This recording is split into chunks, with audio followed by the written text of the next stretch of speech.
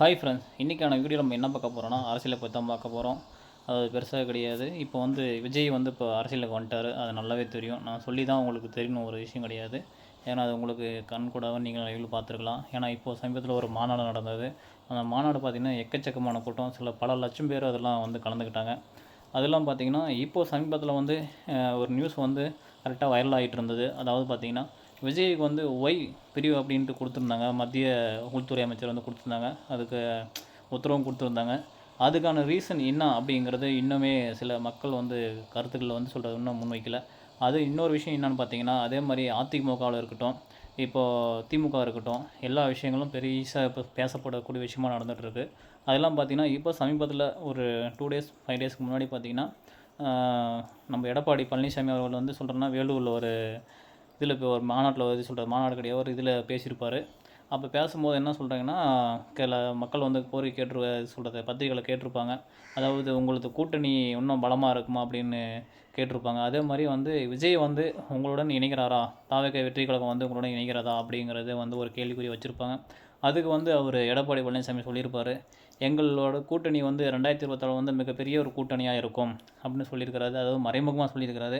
அது இன்னும் நியூஸ் அதிகாரப்பூர்வமாக நம்மளுக்கு வெளிவரல.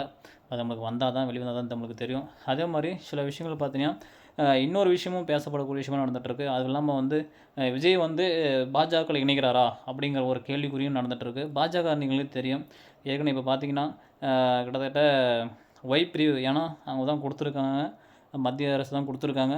அதே மாதிரி இது என்ன ரீசன், ஒருவேளை விஜய் அவங்க பக்கம் இழுக்கிறாங்களா அப்படிங்கிறது ஒரு மக்களோட கருத்து. இன்னொன்று அதுவும் நடந்துகிட்ருக்கு. அதெல்லாம் பார்த்திங்கன்னா பனையூரில் பார்த்திங்கன்னா சமீபத்தில் ஒரு இதுக்காக வந்திருந்தார். அதில் பேட்டி கொடுக்கும்போது நம்மளுடைய கட்சி ஒரு தனித்துவ கட்சியாக இருக்கும், அது இல்லாமல் எந்த ஒரு கூட்டணிக்கும் பெருசாக வாய்ப்பு இல்லை மாதிரி தான் விஜய் சொல்லிட்டு இருந்தார். ஆனால் இப்போது நடக்கிற விஷயத்தை பார்த்தா கண்டிப்பாக பாஜக பக்கமாக, இல்லை அதிமுக, இல்லை தனித்துவம் தனியாக நிச்சு சுயேட்சை நிச்சு நம்ம விஜய் போட போகிறாரா, இல்லை இதெல்லாம் விட்டுட்டு இல்லை கூட்டணிக்கு சேர போகிறாங்கிறது தான் ஒரு கேள்விக்குறியாக இருக்குது. அப்படி நடந்தாலையும் சில மக்கள் உங்களோட ஒரு கேள்விக்குறியாக நான் வைக்கிறப்போ ஒரு முன் உதாரணமாக நான் வைக்கிறேன். என்னென்னா, இப்போது சமீபத்தில் பார்த்திங்கன்னா அதிமுக இருக்கட்டும், திமுக இருக்கட்டும், கிட்டத்தட்ட பார்த்திங்கன்னா ஒரு எனக்கு தெரிஞ்ச இப்போ 20 வருஷமாக, என் வயசு ஒரு 25 ஆகுது, 22 ஆகுது. ஆனால் 20 வருஷமாக பார்த்திங்கன்னா இந்த கட்சி தான் முன்னாடி வந்துட்டுருக்கு. அதாவது மாற்றி நாமளும் ஓட்டை போட்டு அவங்களும் இது வரைக்கும் எதுவும் நல்லது செஞ்சது கிடையாது. சும்மா இதை செய்கிறோம் அதை செய்கிறோம் கோரிக்கை மட்டும் தான் வச்சுட்டு போகிறாங்க வழியே, இங்கே மக்களுக்கு என்னவோ பூர்த்தி அடையணும், என்ன விஷயத்துக்காக இது பண்ணணும் அப்படின்னு பார்த்திங்கன்னா அது எதுவுமே 100% நடந்தது கிடையாது. அதேமாதிரி திமுக இருக்கட்டும், அவங்களும் இது நல்லதில் எந்த விஷயமும் அவங்க பெருசாக பண்ணது கிடையாது, மக்களுக்காக எதுவும் பண்ணது கிடையாது. அதனால் பார்த்திங்கன்னா நம்மளுக்கு ஒரு மாற்றம் கண்டிப்பாக வேணும். அதாவது கண்டிப்பாக இந்த ஜென்ரேஷன் காலத்தில் நாமளும் இன்னுமே எந்த இதுக்குமே கண்டுக்காமல் மாற்றி நம்ம ஓட்டு போட்டிருந்தோமா, இன்னும் அப்புறம் நம்ம இன்னும் முட்டாளாக தான் இருக்கோம் இன்னுமே. ஏன்னா வச்சுக்கோ, நிறையா விஷயங்கள் பார்த்தீங்கன்னா ஒன்றுமே எதுவுமே சேஞ்ச் ஆகலை. நம்ம நாட்டு மக்களாக இருக்கட்டும், கிட்டத்தட்ட சட்டம் ஒழுங்காக இருக்கட்டும், எல்லாமே அப்படி தான் நடந்துகிட்ருக்கு. அதே மாதிரி பார்த்திங்கன்னா சட்டம் ஒழுங்காக இருக்கட்டும், கிட்டத்தட்ட அதுவும் கொஞ்சம் சீர்கேடாக தான் போயிட்டுருக்கு. ஏன்னா இப்போ பார்த்திங்கன்னா நிறையா ரவுடிசங்கள் பெருகிருச்சு. எங்கே பார்த்தாலையும் கொலை, நடு ரோட்லேயே பார்த்தாலையும் வெட்டிட்டு போகிறானுங்க. அந்த மாதிரி இப்போ கண்டுக்காமல் ஒரு போலீஸும் சரி, அதுக்கான ஒரு ஆக்ஷனும் சரி, அவங்களுக்கு தக்க தண்டனை எதுவும் கொடுக்காம அது ஒரு கண்டுக்காமல் ஒரு அரசாக இருக்குது. அதே மாதிரி இப்போ பார்த்திங்கன்னா இந்த காலகட்டத்தில் பொண்ணுங்களுக்கு பார்த்திங்கன்னா முக்கியமாக பார்த்தோன்னா 100% பாதுகாப்பு கிடையாது. ஏன்னா எங்கே பார்த்தாலையும் பாலியல் வன்கொடுமை, ஏதோ ஒரு ப்ராப்ளம் நடந்துதான் இருக்குது. அதாவது நமக்கு தெரிஞ்ச சில நியூஸுகள் தான் வெளியே வருது, இன்னும் நமக்கு தெரியாமலாம் பல நியூஸுகள்லாம் அது எக்கச்சக்கமான இருக்கும். ஆனால் இந்த காலகட்டத்தில் கண்டிப்பாக ஒரு அரசியல் மாற்றம் வேணும். அதே மாதிரி நல்ல ஒரு சட்டம் ஒழுங்கு நம்மளுக்கு கொண்டு வரணும். அதே மாதிரி பெண்களுக்கு எதிரான ஒரு வன்கொடுமை சில விஷயங்கள் நடந்துகிட்ருக்கு, அவங்களுக்கு சரியான ஒரு சட்டமும் வேணும். அதனால தான் இங்கே உங்களுக்கு நான் ஒரு கோரிக்கை வச்சு பேசிகிட்ருக்கேன். ஏன்னா 2026ங்கிறது ஒரு தேர்தலுங்கிறது கண்டிப்பாக நமக்கான ஒரு எதிர்காலமாக இருக்கணும். ஏன்னா நிறையா விஷயங்கள் சேஞ்ச் பண்ணணும். அது ஏன்னா நான் ஒருத்தனால முடியாது. கண்டிப்பாக மக்கள் இது பார்க்குற வீடியோ ஒருத்தர் பார்ப்பீங்களோ இல்லை 2 பேர் பார்ப்பீங்களோ தெரியாது. ஏன்னா இந்த வீடியோ பார்த்துட்டு ஒருத்தராவது புரிஞ்சுக்கிட்டு, இல்லை எனக்கு இதெல்லாம் ஒன்றும் அப்படி இல்லைன்னு பிரச்சனை இல்லை, நான் ஒன்றும் பண்ண முடியாது அப்படின்னா, ஏன்னா நீங்கள் தான் அது ஒரு முட்டாள்தனமாக யூஸ் பண்ணிட்டு இருக்கிறீங்க.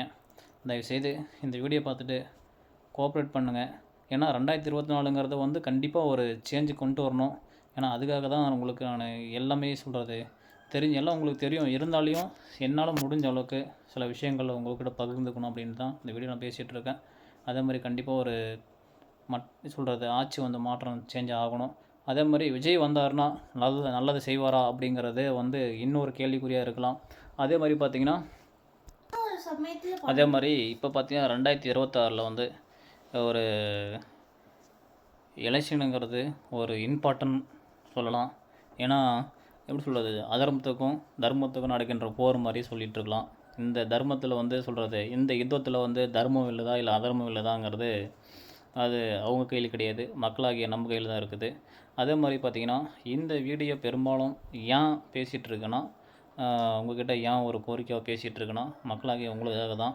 ஏன்னா வந்து ஏற்கனவே நீங்கள் வந்து சும்மா ஏடிஎம்கே இல்லைனா டிஎம்கே மாற்றி ஓட்டை போட்டு, ஏன்னா அவங்கக்கிட்ட எந்த ஒரு விஷயமோ நம்மளுக்கு பாதுகாப்பான ஒரு விஷயமோ இது எதுவும் பண்ணது கிடையாது. அதே மாதிரி இந்த காலகட்டத்தில் வந்து பெண்களுக்கு முக்கியமாக பெண்களுக்கு நடக்கக்கூடிய கொடுமை, சில பாலியல் தொந்தரவுகள், அதுக்கான ஒரு நிரந்தர ஒரு தீர்வு வந்து இது வரைக்கும் கிடைச்சது கிடையாது.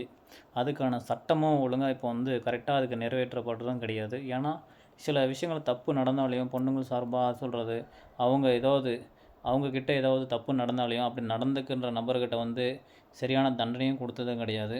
அது இல்லாமல் அந்த தண்டனையே அப்படியே அவங்க பெருசாக இது பண்ணாலையும், ஏன்னா ஒரு 10 நாளோ 5 நாளோ உள்ளே இருந்துட்டு வெளியே வந்துடுறான். ஆனால் இதுக்கான ரீசன் என்ன காரணம், ஒரு தப்பு செய்கிறான்னா அவனுக்குள்ளே கரெக்டாக பயம் இருக்கணும். அந்த பயம் இருந்தால் மட்டும்தான் தப்பு செய்ய மாட்டான். ஆனால் நம்ம இந்த காலகட்டத்தில் ஈஸியாக போயிட்டு ஈஸியாக ஒரு சும்மா சொல்கிறது, இப்போ வந்து ஒரு கொலையே பண்ணிவிட்டு வெளியே சுற்றிட்டு இருக்கானுங்க, ஜாலியாக வெளியே சுற்றிட்டு இருக்கிறானுங்க. 10 நாள் 5 நாள் உள்ளாக்குறானுங்க. அப்புறம் பணத்தை கட்டிட்டு ஜாலியாக வெளியே சுற்றிட்டு இருக்கானுங்க. அந்த மாதிரி ஒரு சட்டம் இப்போது நமக்கு இதில் இருக்குது. ஏன்னா இப்போ வந்து மக்கள் வந்து பெருசாக வந்து இப்போ சொல்கிறது, இந்த காலகட்டத்தில் வந்து பயத்தோடு தான் நடமாட வேண்டியதாக இருக்குது. ஏன்னா என்ன நடக்க போகுதுன்னு நமக்கு தெரியாமல் இருக்குது. அது இல்லாமல் பார்த்திங்கன்னா இந்த காலகட்டத்தில் பார்த்திங்கன்னா எங்கெங்கே கொலை நடக்குது. அதாவது அப்போல்லாம் பார்த்திங்கன்னா ஒரு உயிரை கொல்றதுக்கு கூட பெருசாக வந்து பயப்படணும், அதனால் நம்ம ஒரு அப்படின்ட்டு. இப்போல்லாம் அப்படி கிடையாது. ஒரு சர்வசாதாரணமாக ரோட்லேயே வெட்டி போட்டு போகிறானுங்க. அது மனுஷன் பிறவியா இல்லை என்னன்னே தெரிய மாட்டேங்குது. அந்த இப்படி பண்ணுறவங்களுக்கு அவங்களுக்கு கண்டிப்பாக சரியான ஒரு பாடம் புகட்டினா அவங்க அந்த தப்பு செய்ய மாட்டாங்க. அதுக்கான தண்டனையை அவங்களுக்குள்ள ஜெயிலுக்குள்ளே கொடுத்தோம்னா அதே மாதிரி அந்த தப்பும் செய்ய மாட்டாங்க. அதாவது பெண்களுக்கு முக்கால்வாசி இப்போ நடக்கிற விஷயமாக தான் நடந்துகிட்ருக்கு. இப்போ வந்து எப்படின்னா பஸ்ஸாக இருக்கட்டும், இல்லை எங்கேயாவது வீட்லையாக இருக்கட்டும், எங்கேயாவது ஒரு இதாக இருக்கட்டும், சொசைட்டிலையாக இருக்கட்டும், இல்லை மக்கள் ஏதாவது இடத்துல பொது இடத்துல இருக்கட்டும், அவங்களுக்கு சரியான ஒரு பாதுகாப்பு கிடையாது. தேவையில்லாமல் ஒரு பிரச்சனையை உண்டாக்குறது, இந்த மாதிரி சில விஷயங்கள் நிறையா நிறையா பேர் வந்து யூஸ் பண்ணிகிட்டு இருக்கிறாங்க. அவங்களுக்கு சரியான ஒரு பாடம் புகட்டணும். அது இல்லாமல் இந்த அரசியல் பற்றி ஏன் பேசிகிட்டு இருக்கேன்னா, இந்த சட்டம் ஒழுங்கு கரெக்டாக சீராகணும். அதாவது சட்ட திருத்தங்கள் அதாவது கண்டிப்பாக மாற்றப்படணும். ஏன்னா கொலை செஞ்சால் இப்படி ஒரு சட்டம் கொண்டு வரணும். ஏன்னா கொலை செஞ்சால் அடுத்தவனுக்கு பயப்படணும். அந்த பயம் இருந்தால் மட்டும்தான் அடுத்தவன் அந்த கொலையை செய்ய மாட்டான். அதே மாதிரி பெண்கள் தொட்டால் இப்படி ஒரு பிரச்சனையா, இப்படி ஒரு இது இருக்கா அப்படிங்கிறத அவன் கண்டிப்பாக மைண்ட் செட்டில் அவன் உணரணும். அப்படி உணர்ந்தால் மட்டும்தான் அந்த தப்பை அவனும் செய்ய மாட்டான். கண்டிப்பாக இதுக்கான சொல்யூஷன் என்ன பார்த்திங்கன்னா ஆட்சி மாற்றம். கண்டிப்பாக ஆட்சி மாற்றணும். அதே மாதிரி அடுத்த ஜென்ரேஷன் கண்டிப்பாக திருப்தியாக சந்தோஷமாக எல்லோரும் அவங்க சுதந்திரத்தோடு அவங்க திரும்பணும்னா கண்டிப்பாக போயிட்டு எங்கேயா வெளியிலும் சரி எங்கேயாவது போயிட்டு வரணும்னா கண்டிப்பாக ஆட்சி மாற்றம் நடக்கணும்.